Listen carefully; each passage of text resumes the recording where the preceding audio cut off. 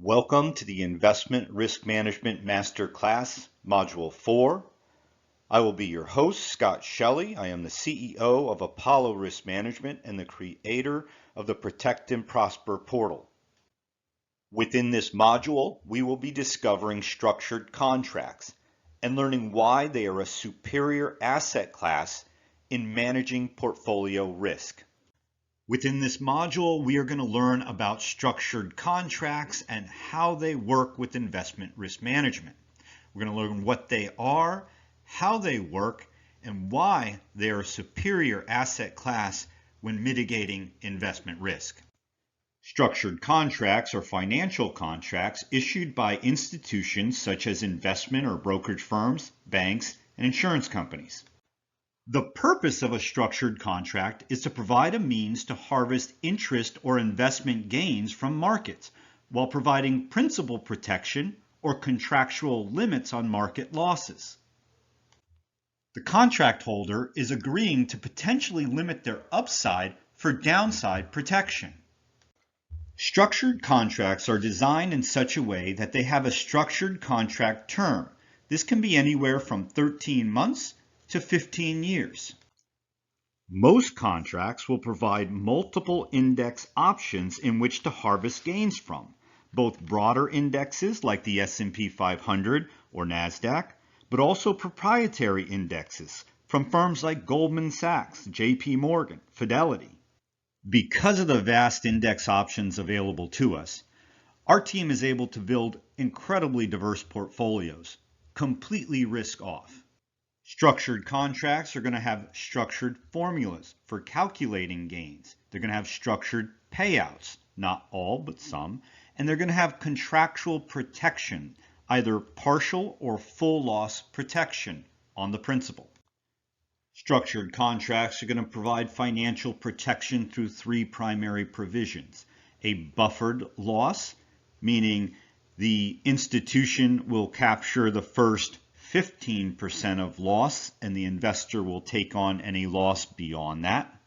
A capped loss, in which the investor takes on losses up to a cap, nothing beyond that. And exempt from loss contracts, in which the investor is exempt from participating in losses. As you might imagine, we tend to prefer the exempt from loss contracts. Structured contracts provide investment gains by way of a formula, either a cap gain formula in which the investor is capturing gains up to a certain cap, or a participation of gains formula in which the investor is getting a participation 50%, maybe up to 300% of the gains of that index over the period of time. Gains are typically calculated and credited annually. Some contracts or formulas may credit every 2 years or every 3 years. Each contract will be slightly different. In this example, the structured contract allows for a capped return on the S&P 500 of 11.5%. The most the investor can make is 11.5% per year. However, the investor is exempt from participating in market losses. From 2012 to 22, the formula returned 7.81% or 75% of the S&P 500's returns. From 06 to 16, a very poor decade for direct market exposure, the formula returned 150% of the S&P 500 by avoiding the minus 38% loss in the second year. In a bull market, the formula returned 9% against the market. I would challenge anyone to show me a bond fund or international fund within a 401k plan that is returning 7 to 9% in all market conditions. What target date fund is returning 150% of the market when markets are doing poorly? The answer is zero. None. They don't exist. And this is precisely why structured contracts are a superior asset class to have in your portfolio. It is important to understand that structured index contracts do not directly invest in markets, and our preferred contracts do not participate in any market losses. Not participating in market losses. How is that possible? Structured contracts do something that is called indirect indexing. And this is a process of using option contracts to give the owner the option to buy or sell an investment position at a specific price on a specific date in the future. The owner is indirectly participating in the market using options. The most at risk is the cost of the option, typically 1 to 4% of what the investment would have been.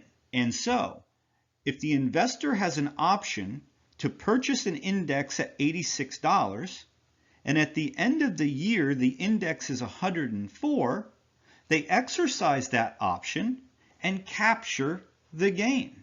However, if that investor had an option to purchase the index at 104, and at the end of the year the index is 86, that investor is going to not exercise that option and completely avoid the loss of that market.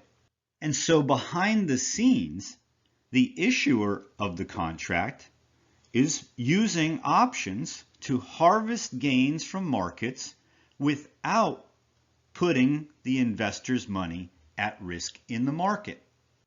Let's take a look at the flow of how the structured contracts work through the issuer, through the contract, back to the investor. So the investor is going to move funds to the issuer. The issuer is going to take those funds and they are going to buy a bond. If it is a 5-year contract, they'll buy a 5-year bond. If it is a 10-year contract, they'll buy a 10-year bond. That bond is what is providing the contractual guarantee and return of premium back to the investor. As long as a bond is held to maturity, at maturity, the funds are returned to the investor per the contract. This represents the first stage of risk management in the process. The investor is transferring bond risk to the issuer in exchange for a contractual guarantee. They are also transferring the volatility risk of bonds in their portfolio to the issuer in return for a contract with guarantees. The issuer then uses the dividends from the bond to buy options on the index. And it's through these options on the index in which the investor is then harvesting index gains without the risk of being in the market. And so we can see by our on-point analysis, the investor using this strategy, by harvesting index gains rather than taking bond dividends, is able to mitigate 100% of their bond risk, while at the same time adding almost 6.5% annually to their compounded rate of return. Stock options have been around since the beginning of the markets. They're the preferred vehicle for the savviest investors on the planet to mitigate risk and increase their return by protecting their capital. Owning an options-based strategy is far superior to owning bond funds. Simply put, managing risk enhances outcomes. Eliminating risk enhances portfolio returns. Would you rather be blue and green or black and blue? Most of the investors that we work with would far rather stomach a 10% loss than a 37% loss. Structured contracts give us the tool necessary to drive down that drawdown risk and again help drive up portfolio performance for our clients.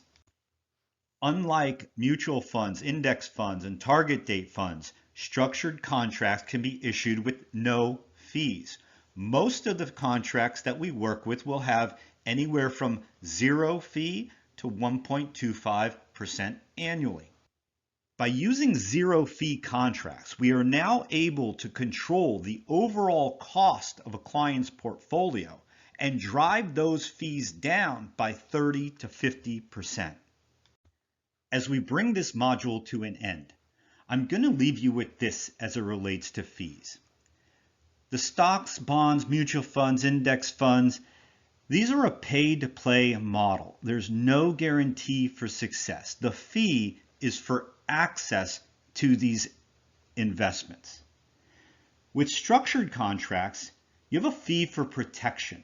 The fee you're paying is for principal protection, for earnings protection, for income protection, for spousal protection, for asset protection. It is a pay to protect model. Your fee is going to make sure you're successful. If you'd like to be more successful, reach out to our team and let us help build you a safer portfolio. This concludes Module 4. Please download your risk allocation worksheet now and contact our support team if you would like help in building a custom risk managed portfolio.